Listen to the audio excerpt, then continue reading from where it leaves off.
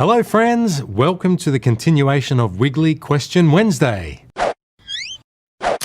All right, I'm going to try and talk a little bit less today because I didn't get through very many questions yesterday at all. I'm sorry about that. But the first question I've got today is, what's your favourite song you sang while in the Wiggles? And that's come from H. McKenna 09. Now, I did answer a similar question yesterday and I think I got to the conclusion that Monkey Dance was my favourite song that I sang in the Wiggles.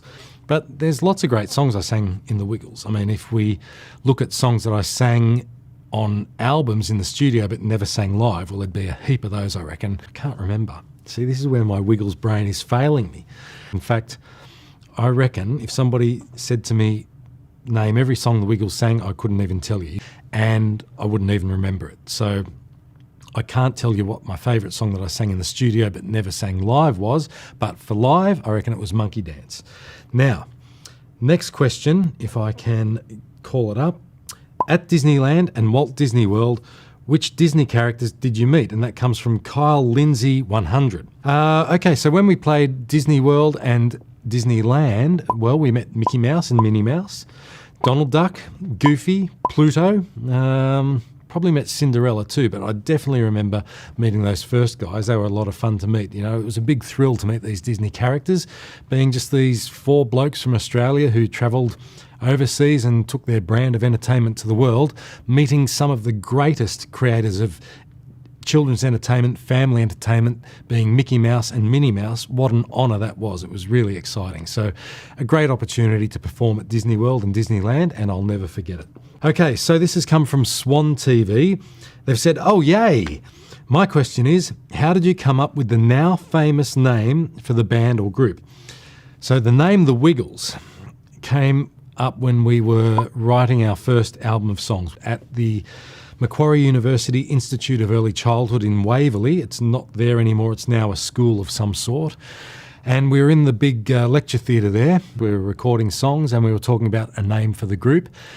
Now, I think it was Murray said something like, we need some sort of name like, like the Beatles or something or other, like Anthony was already in a group called the Cockroaches.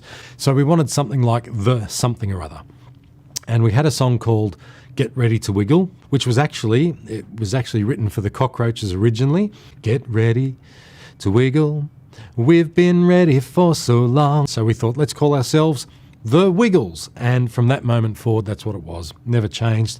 And yeah, Alec Borden has said, does your first Wiggles shirt still fit you? In brackets, the one you wore in the Wiggles' first year. Well, that shirt is a real work of art, I've got to say. That first CD cover, the shirts we wore was wear something bright, wear something colourful. I had to find something, and I think Anthony did as well. So I just went out to the shops and found the most awful looking shirt you could imagine. It looked like, without wanting to be crude, but it looked like somebody had vomited on this shirt. It's just bright and colourful blue, green, yellow, yeah. Because it was 20-something years ago. It was a long, long time ago. And do I have the shirt? I don't think I do. Does it still fit? Probably not, because I was 19 at the time. I was very, very slim, very slender. I was a size 34 waist. In fact, the guys used to call me Beanpole. That was my nickname in the Wiggles. Anthony called me Beanpole one day because that's like the pole you stick beside a beanstalk as the beanstalk grows up. I'm now no longer that tall and skinny. I'm no longer a beanpole. I'm a lot more solid. No, the shirt doesn't fit me because I don't have it anymore.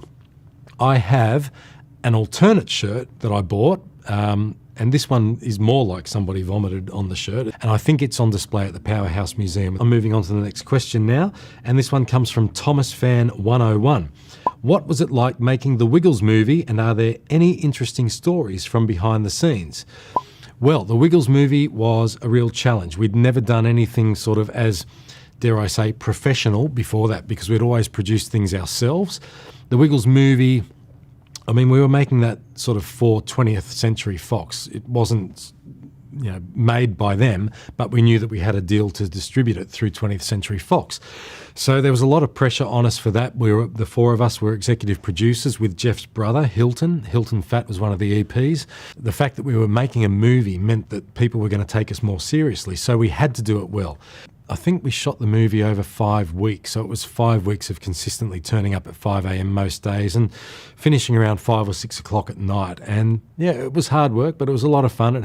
I mean, one thing with the Wiggles, we always wanted to try and have fun with whatever it was that we were doing, whether it was a movie or TV or video content, DVDs. We were working with actors who were proper actors. I mean, none of us were proper actors. I mean, if you've ever seen anything the Wiggles have done, you'll know we are not actors. We're barely dancers at the best of times, but we could deliver lines and we could talk to the camera like we had to do to talk to children. So, any interesting stories from behind the scenes? Yes. There's a scene in the movie where we were at the place that was the school, and we were in the big red car waiting to take off somewhere. And being the driver of the big red car, I mean, that thing wasn't the greatest piece of machinery ever. And it had its faults and it had its, risks associated with driving it. It was safe, but you just never knew what you were going to get with the big red car. And this one was a real car. It was a petrol engine. It was pretty much a real car. It was built on a VW chassis, I think a VW Beetle chassis. We were taking off in the big red car and I put my foot down on the accelerator and it kind of really took off. And I take off in the car and I can remember the other Wiggles in the back as we're going. It's taking off and it's fishtailing as we're going and they're all going, whoa! And it was like, man, we're going to have to do that again. But we ended up using that shot in the movie for some reason. And I think you'll find that the audio of the guys going, whoa, is the actual audio of them freaking out in the car because they thought I was some crazy driver, which I was, but I didn't mean to be. It's just that the big red car accelerator kind of stuck and just went and we used that take. So that's one funny story. There's probably others which I'll give some thought to. Okay, we've got another question here from Fred. I don't know how to pronounce your last name, Fred. I'm sorry, but it's a great question. Do you have any crazy experiences you had working with the Wiggles? And if so, can you please tell us? Crazy experiences with the Wiggles. I don't know about crazy. We had a lot of fun experiences. I guess one thing that we always found interesting was, particularly when we went to the US, we were always astounded at the lengths people would go to try to meet us. That to us seemed crazy. And I'm not saying that in a way that I want to offend people because I don't think anybody is crazy. It just seemed so strange to us as these 4 teachers from Australia that people really badly wanted to meet us. And we had tour buses. The number of times that our bus driver would tell us that people had been following the bus from town to town. And, this is why to us it seemed crazy because we would finish our shows at night time and we'd hit the road about 9 o'clock. But our drivers would tell us that some cars would be following the bus this whole time. It's like driving through the night. I mean, it was crazy enough that we were doing it, but that people would follow the bus just to meet us at the hotel. It seemed crazy to us, because we're just 4 guys. I mean, yeah, look, okay, so here's a crazy story in my book. This is crazy. In the early days of doing shows here in Australia, we would find these ways of making the same show every day different, which was really cool, and that's what, it was really that, that sense of it not being a scripted show, but it had a format to it, and that made the show evolve and it became something different. So Anthony started out as Captain Feathersword, and in the early days of doing the Wiggles shows, it was very low budget. It was just the 4 of us doing the characters. And we were working 7 days a week, so we were doing shows 7 days a week, day in, day out. And we ended up Sundays were Jeff's day to be Captain Feathersword. He did a decent job. He was no Anthony, and he was certainly no Paul Paddock, but he did his own interpretation of Captain Feathersword, which for us provided great amusement on a Sunday when we were going crazy after doing 7 days straight of Wiggles shows. And we were in a little country town here in Australia called Whyalla. So we told Paul that he wasn't doing Captain Feathersword that day. This is Paul Rogers, not Paul Paddock. This is before Paul Paddock was with us. So this must have been 93, I reckon. Captain Feathersword Sunday was back for Jeff. And Jeff had not rehearsed it with us after maybe a year or so of not doing it. In this hall with 20 people in it, they were responding quite well to the rest of the show. But when Captain Feathersword came out, you could hear a pin drop. Jeff did not remember his lines. He didn't remember the purpose of the skits. And, and we were no help to him. We just stood there on stage laughing at him and laughing at the fact that Captain Feathersword's Sundays were back and these poor people in Whyalla were getting dudded. So I apologise to those people that were at that third show in Whyalla on that Sunday. It got to the point where I think Jeff was speaking with an Irish accent, top of the morning to you, Greg, and all this kind of stuff. It was really quite funny. I don't know if the audience ever got it, but this is what being with the Wiggles was like. It was not, people often will say to us, did you set out to conquer the world, or did you set out to make an empire? Did you set out? We didn't set out to do anything. We were able to do as well as we did because we didn't set out to do all those things. We just set out to create good quality children's content, and that was our focus. We were still those larrikin guys, those 4 teachers, those 4 blokes, those 4 friends. We weren't these big producers. We weren't these people that were like, okay, don't deviate from the script. You can't deviate from that. It's got to be this and it's got to be that. That, if we were like that, I don't think the Wiggles would have worked. And also, what was your favourite guest to work with? Well, there's been a lot of people that we did guest duets with, and one that I was really thrilled to meet was Barry Williams, who played Greg Brady, because I grew up watching the Brady Bunch, and I guess the character Greg Brady was a bit of a idol of mine because my name was Greg and he was this sort of mature, cool dude, and he got into music, and these songs that they sang were just brilliant songs. And then years down the track, somehow, I think Barry Williams had a little boy who was into the Wiggles, and he got in touch with us and we asked him if he wanted to be a part of one of our videos, and he said yes. So that was a real thrill. So I remember Paul Field, who's Anthony's brother, who's one of the managers of the Wiggles, he and I went into Sydney to pick Barry Williams up from his hotel.